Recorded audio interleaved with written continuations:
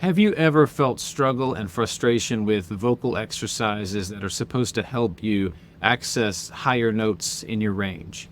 Have you practiced these vocalises, gained some mastery over them, and even seen an increase in the notes you could sing only to get to tricky spots in your songs and have no idea how the arpeggios you've been practicing will help you sing the high parts of Kathy's songs from the last 5 years or the high waily section of Gethsemane? One thing I hear over and over from singers trying to get their high notes confident and coordinated is, I feel like I can do the exercises that are supposed to help me sing higher notes, but when I get to the actual repertoire, I'm clueless about how to apply what I learned. I went to grad school in my mid-30s, and that was great because I had a lot of experience to draw from by the time I got there.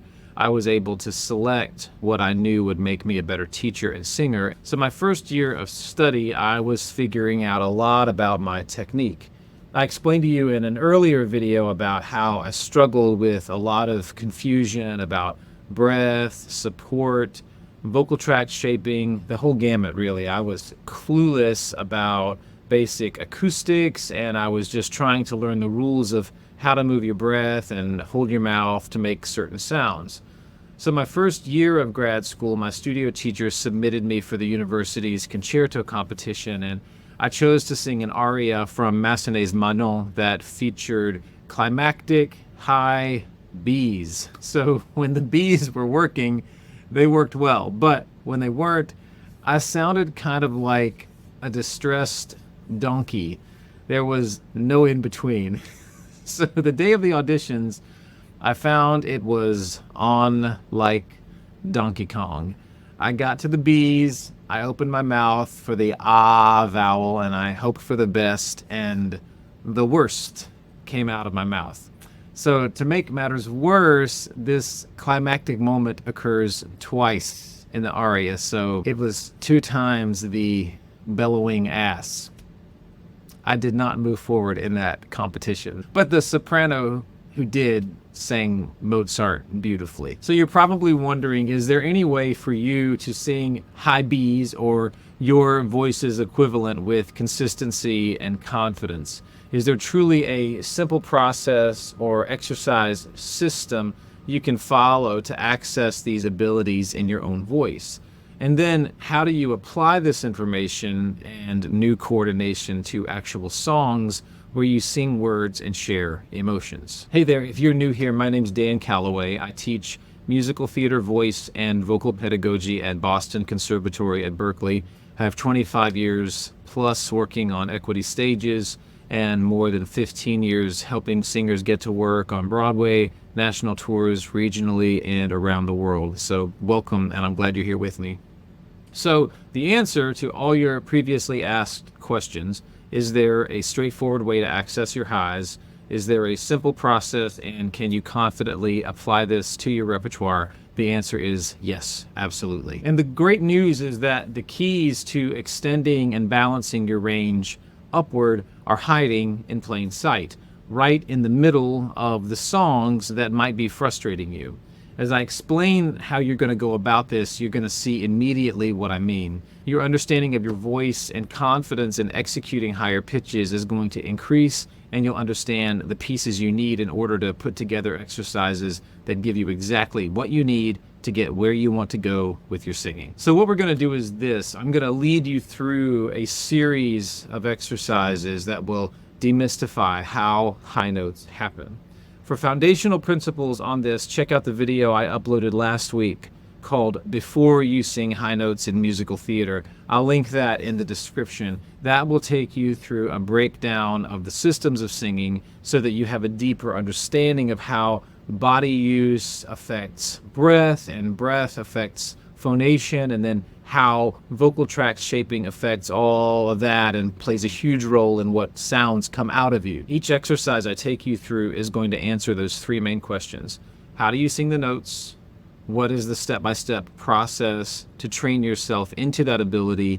And how do you not only apply this new ability to repertoire, but how do you use the repertoire itself to craft a helpful exercise. I'm not going to tell you, oh, lip buzz these scales and call out these sounds and siren these vowels and boom, you're singing high notes. I want to show you the different components of an exercise so that you can reverse engineer your own exercises according to the sounds you want to make when you're flying solo. So I'm going to take you through 4 different configurations of singing in this video that apply to different styles and needs. They all inform each other, and I'll mark the chapters in the description so you can go back and reference the ones you need when you need them. First of all, before we make a sound, I like to get a nice, easy, healing vibration going in the low to middle part of my voice. This connects me to my body and helps singing begin to flow. So I invite you to put your hand on your chest and just make some easy, down-pitched hums.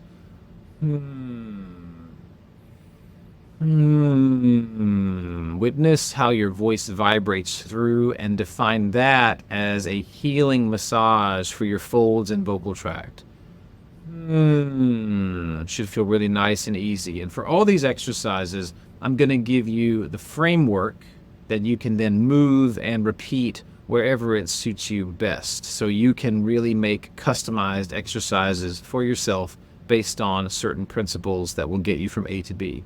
So, nice easy hums. You can start a scale movement and then open to any vowel you like. So you can take that the slide into a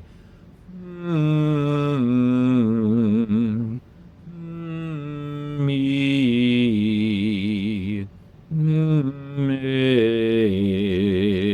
and just keep moving it down in your range. Playing around with different vowel shapes, different configurations. So I think of this coordination of your mode 1 easy low stuff. I think of this as the onions and garlic and olive oil as the base of my vocal sauce. So it's coordinating what feels good and easy and then moving into the work. Onions and garlic and olive oil probably have nothing to do with singing, but that's just how I think of it when you're making your gravy, right? So the first area I'm going to visit with you is mode 2, often called head voice, in a flow phonation. Mode 2, open flow. That means a balanced 50-50 open to closed vocal fold ratio, usually with released vibrato. You can hear this sound often in Western classically influenced music in treble ranges. So I'll connect the easy mode 1 chest I'm working with by gently yodeling and sliding up into mode 2 just to feel the difference in coordination and gentleness. So they're in mode 1 and I'll go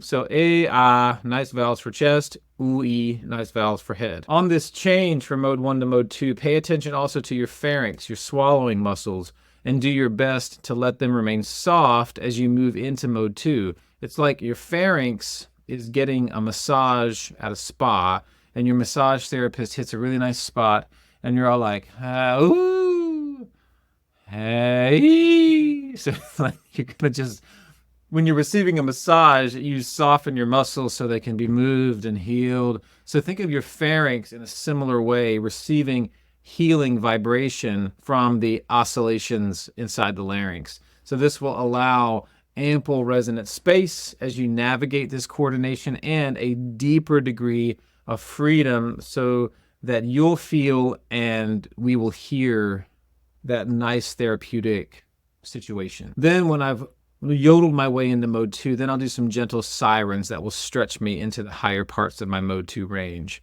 So voice scientists, well, I'm thinking of Ingo Tietze, who calls these hills. He uses this with a straw exercise. So you just climb a little higher on each siren. So you can hum these, you can use a straw, you can move over to a lip buzz or a tongue trill, and then transition over into an oo vowel or an e vowel like we were using earlier. So this will start to get this phonation pattern working well, and gaining flexibility. And these slides should feel really nice and easy and live in the middle of your range. So that would sound kind of like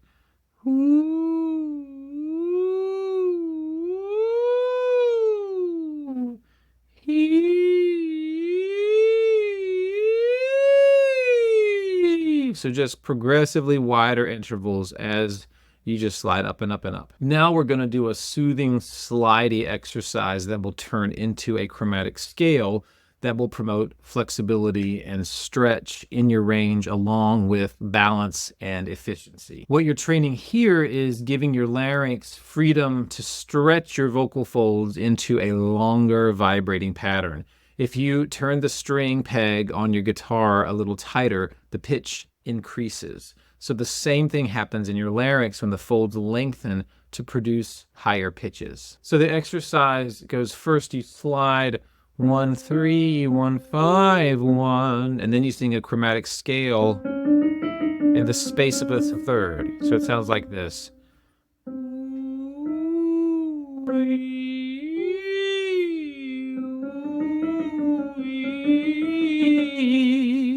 You can move it anywhere. Move it here. Working head voice low.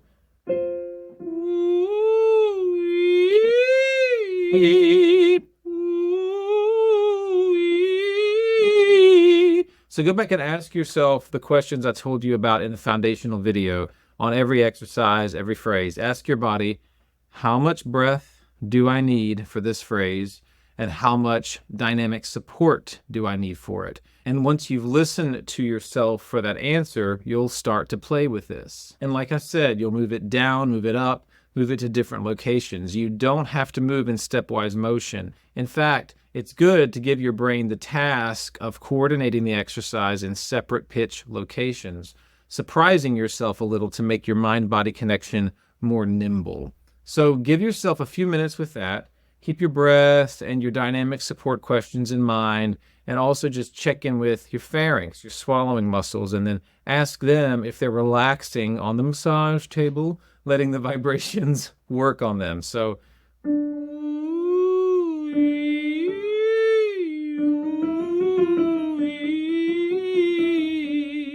how can you let this feel as easy and therapeutic as possible? And then once you've been moving that pitch range around and getting comfy with it, you're going to add some articulation that will help you apply this to a phrase of repertoire, and you'll see how it links in just a minute. So this will go, and I made this up based on the rep we're going to apply this to. So it goes, all right, I'll just sing it for you and you'll work it out. All right, because it can be any group of consonants. So for this is what I've used.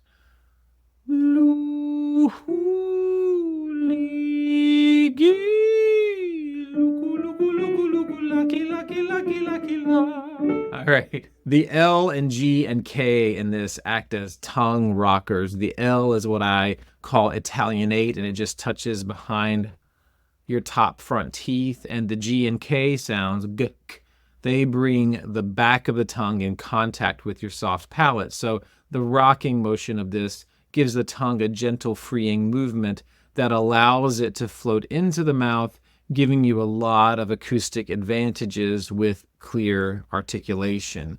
These are also selected from the phrase we're about to sing. I also put an H sound just to give the folds a quick break and chance to come back together. So I went, yeah. That H is a terrific opportunity to observe your airflow and tell your folds, I trust you to come back together with ease and grace. If you notice when you're singing, if you're skipping H sounds in a song, that's usually a sign that you're trying really hard to hold the vocal event together. So just giving yourself permission to enjoy a nice H can do a lot to free you up. So again, that's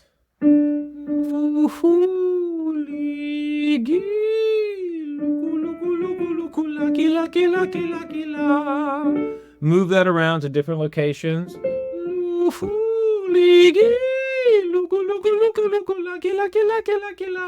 Move that around to different locations. How much breath do you need? How much dynamic support? And then when you are feeling muscular engagements that are trying to help you but are in fact inhibiting, give those gentle focus and see what happens when you melt those away. Now we're going to take a phrase from traditional musical theater and craft it and see also how it's a helpful exercise in itself. So we're going to start with 12 measures from Will He Like Me from the musical She Loves Me. It's a beautiful piece, one of my favorite ballads. So we're going to take it from this little section. Okay, so we're going to sing, there's more to me than I may always show. Will he like me? Will he know that there's a world of love waiting to warm him? How I'm hoping that his eyes and ears won't misinform him. So it's kind of a chunk. I'm showing you a multi-measure selection that does a lot of different things, but you can break it down into smaller pieces as it suits you. The point of this is to show you that any part of your repertoire can become a helpful vocal exercise. So this section of the song in the show key spans an octave from D to B. And it's a nice range to play with and move around. It's right in it's really your middle mode 2. And it ascends and descends, so it gives you an opportunity to feel how the different frequencies vibrate through you. And then you can move this up as you wish to stretch into your own pitch goals in mode 2. So first, you'll hum or buzz the melody to feel the pitches move through and notice what feels easy and what feels tricky. You can move the key however it suits you. So say instead of starting on a D, you could start on maybe an A.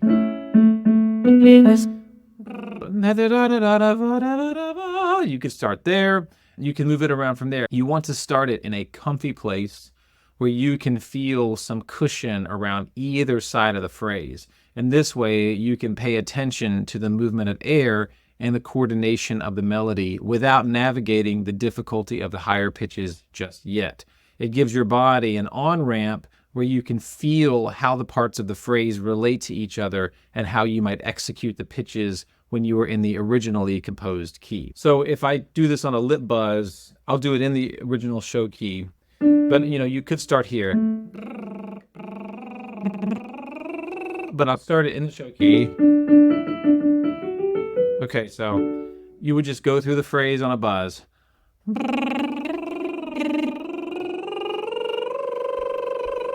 How much breath?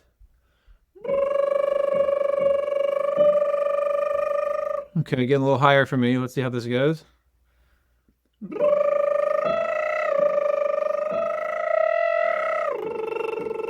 All right, so real talk. On that, I almost lost the buzz because I got a little nervous on that D and E.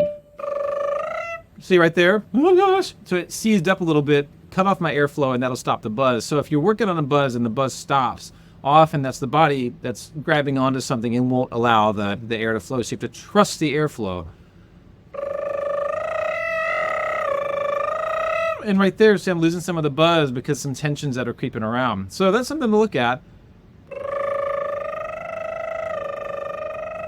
All right, yeah, so soften to my lips a little bit, let the tract soften a little bit. So you'll notice those things as you're working on this material.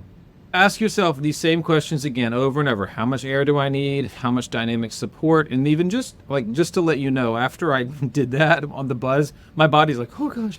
I was a little scared to demonstrate that for you because, it's kind of high and I didn't know if it was going to work out. So I just want you to know that's a normal human response to feel some adrenaline and some pressure on demonstrating certain things. So then you're going to ask yourself, how much air do you need? How much dynamic support? And then experiment. Let yourself observe an outcome so you can actually gather information rather than try to figure out how to get something right, which will just shut you down and frustrate you. You, as a singer, you're in a laboratory and you're trying things out to see what feels balanced, easy, good, and beautiful to you. And a beautiful sound is one that lets the most amount of you through. because you are singular. There's only one of you. All right, so now we've used the song's melody and we can notice how the articulations relate to the actual lyric. And then we can move in and apply what we did there earlier on those loogie loogie lucky luckies that I made up. All right, and you'll see how this applies. So for every phrase, again, how much air do I need? How much support? So I can start with this. Okay, so right there, I'm gonna just gently notice that on this phrase. There's more to me than I may always show. Letting my tongue float high for the vowels, tip of my tongue resting behind my bottom front teeth for vowels. And my consonants, are they as economic as possible? Are they as gentle as possible? That's going to give me a lot of clarity in my articulation. So then the next phrase. So I'm going to ask myself, right? How much air? How much support?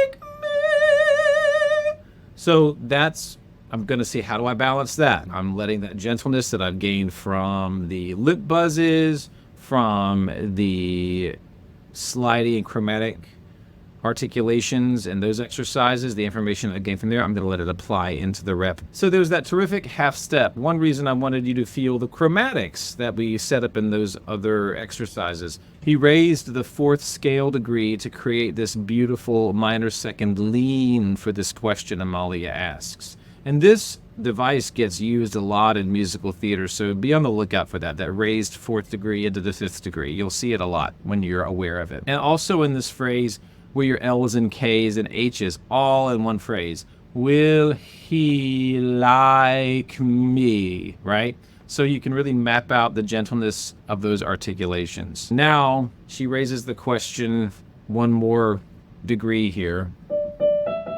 Let's see how this goes, yeah? So I have, okay, how much breath and how much support? Let me ask my body.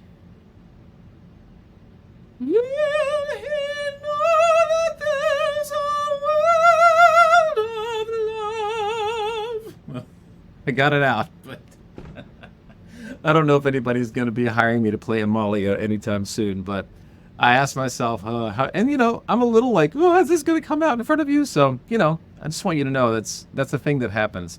That's the crest of the phrase. Those are the highest pitches in that phrase. So you can separate that out, move it around to train your release and ease into higher pitches and contrast the feelings when you sing it lower. And the same questions, always, breath, dynamic support, softness in the pharynx, freedom in the larynx, economy and float in the tongue and the articulation. I'm throwing all these elements in because I want you to know how interconnected this is. If it feels overwhelming, just let the wave wash over you and you'll grab one or two pieces. So you can go back and grab these sections again in the video and you'll incorporate another piece. So I think singing is a lot like looking at the ocean. It's beautiful, and there is no way for you to possess it or comprehend it all. But you can learn to navigate it and to collaborate with the waves. And then the next phrase of this section. I'm hoping. I didn't ask for the breath. Hang on. How much breath?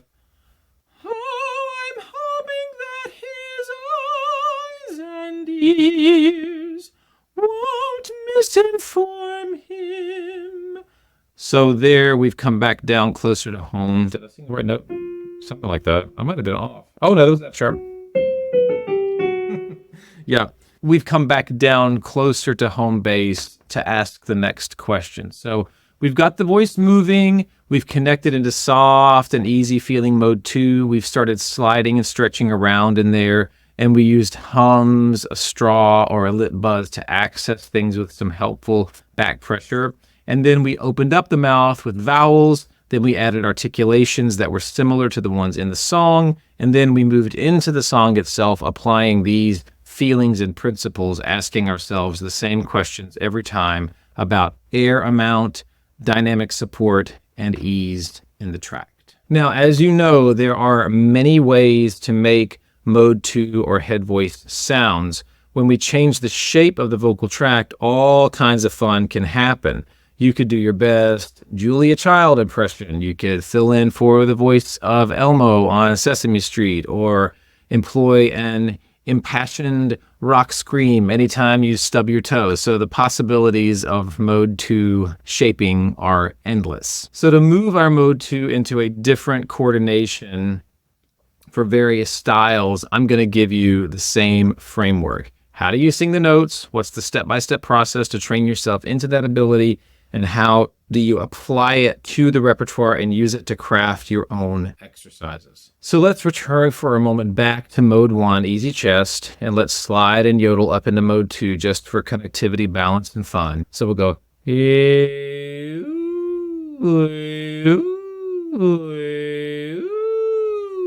And then you'll do the same series of hills we did in the previous configuration.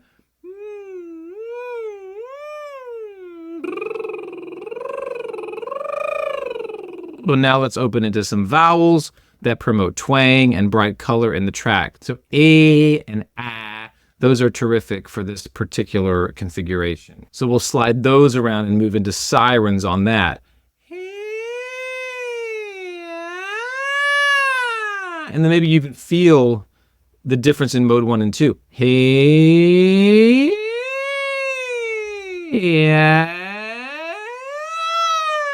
And then you can explore where you feel your limits and noticing how your tract is cooperating with these sounds. So to access this twang coordination, start down in mode 1 and give yourself a character. Give yourself a character who talks like this. So my tongue is quite high toward my hard palate. My soft palate is low to medium, kind of low. And my epiglottis and arytenoids are quite close together. Now, just slide this same configuration up into a thinner fold contact, and you can see the connection. So I'm here, and then I'll slide up into mode 2. It's still a twangy connection, but I'm just in my thin fold connection now. So be patient with yourself if this takes a little while to coordinate. You're getting very nuanced muscle groups to talk to each other. So now that we're here, I'll go, now that we're here, you can use the same slide and chromatic sequence to play with this setup. And as you see, you can craft your own exercises. This is just a smaller interval moving into a larger interval and then distinguishing half steps in the ear and voice. So there are tons of ways that you can craft exercises that do this. So now we can use the A and A. And so we'll go, let's see if we go. Let's start here. This is E major. If I go,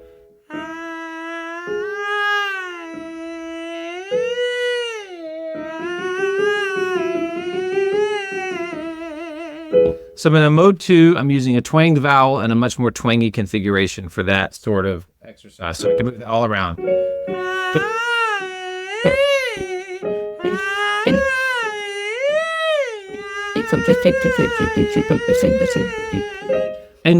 And I can move that around, and you can play with various levels of twang. You can move different parts of your tract around and see what things do. What happens when you raise your palate more, when you lower your larynx, the shape of the tongue, etc. So give yourself the permission to play and find out. And that will get you to what feels like a good solution for you so much faster than trying to figure out what's right. You can make all kinds of sounds, and they all have something to teach you about the artist that you want to be. So now that you've moved that around a little bit, you can add some articulation action to the situation. So in order to prep for the rep we're going to use for this configuration, let's keep using A and A along with D, R, L, and G. So D, R, L are all going to train you to use gentle tip of the tongue configurations relating to the front of the hard palate, the alveolar ridge, and the G, G will give you that little rock back that we talked about. So here's this exercise. We're going to use the same exercise as before. So again, it's a third, a fifth, and then we're going to use those chromatics. So we've got de, re, la, ga, de, re, la,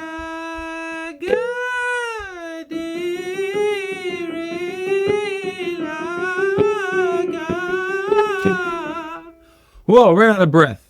I didn't ask myself how much breath I needed. And you're gonna move that around, or you can. I think I doubled the chromatics. So that I think I meant that to go. Yeah. So then you can move that around. Yeah.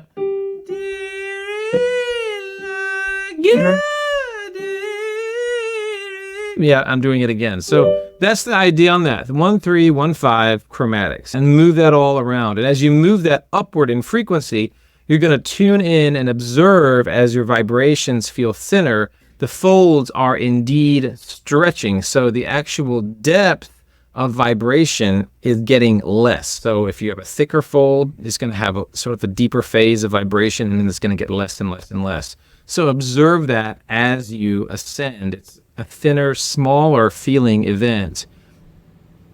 And again, how much breath do you need? How much dynamic support? And then where are you feeling muscular engagements that are trying to help you but are in fact inhibiting? So give those gentle focus and then see what happens when you melt those away. And play with different vocal images, play characters, and have fun with this. You'll connect all kinds of dots, and maybe you'll have a secret Elmo in your rock screams or a SpongeBob in your Four Seasons sound. So my little 5-year-old, he likes to bring the little Elmo figure because he likes me to be Elmo in the morning. So anyway, in the morning, hello. So it's very hard being Elmo in the morning, but I do a pretty good Elmo. So the rep, we're going to apply this to are a couple of high mode 2 moments in musical theater. So one is the improv section of Gethsemane from Jesus Christ Superstar.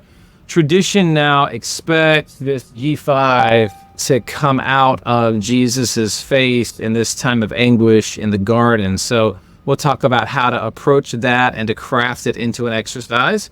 And the other example we'll look at is Once Upon a Time from Brooklyn, where the title character sings a G sharp 5. Yep.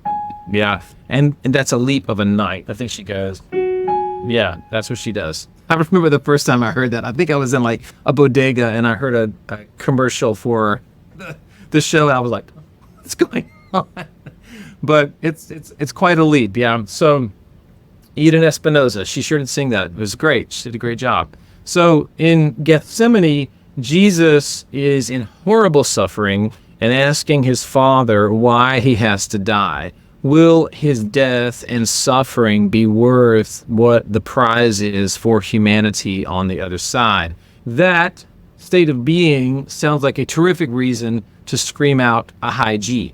So you always want to ask what the emotional impulse is for singing any note. You always speak for a reason, and you certainly always sing for a reason. So the emotional reality will always inform an authentic coordination of the vocal event. So Jesus approaches this from a mode 1 coordination, but you can practice this in lots of ways, keeping it all in mode 2, for example, to train balance between your modes. So you can start in the phrase before and begin with the syllables we used in the exercise. So he sings, see how I die, see how I die. This is what he's usually doing. So now you can take some of these syllables. I can use de, re, la, ga. Yeah, I use those de, re, la, ga. We're going to use all of these consonants and vowels. De, re, la, ga, de, re, la, ga. So I'm in mode 1 right now, so let me be fair. Let's practice these in mode 2, yeah? De, it's harder down here. Oh no. De, re, la, ga, de, re, la, ga. So that'll train some balance. I mean, it's a lot softer. De, re. That's quite low for mode 2 as well. So it's actually really good for vocal balance. De, re, la, ga, de, re, la, ga. And then you can even switch the consonants around so you're singing da, where you sing die, because that's the actual syllable you'll use. So I mean, once you just work all the consonants, it's really just a matter of getting right into the phrase. Now, before we fly off into the stratosphere, move the key downward so that your octave will top out around a D. So that's moving down a fourth. If you get to that opt up feeling solid on the D, yeah, then you can slide and do those hills to stretch into higher places. So you'd be like, ready like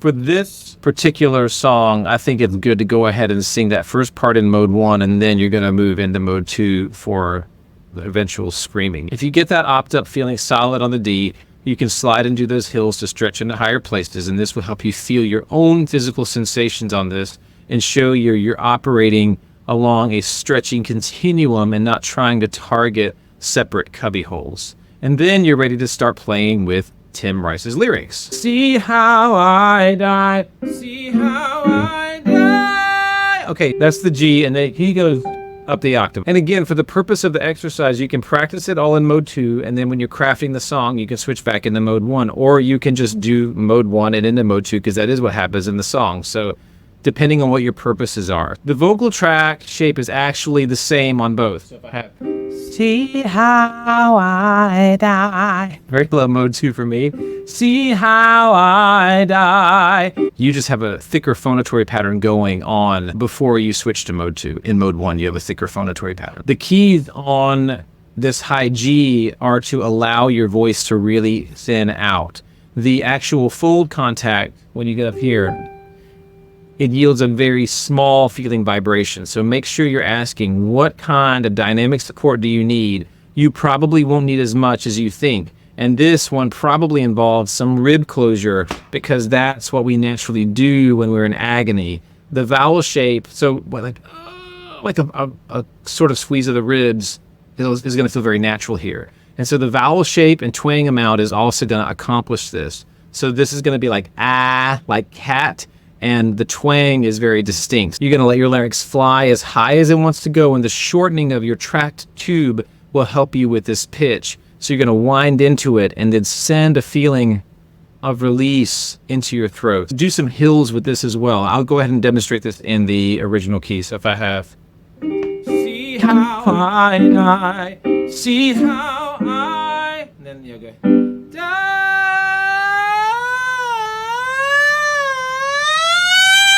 Yeah, so then it'll eventually get to the G, all right? So then it'll eventually, once you get da, like that, so you're going to be getting into the G, that, and that is absolutely just mode 2 with a ton of twang, yeah? So again, you'll just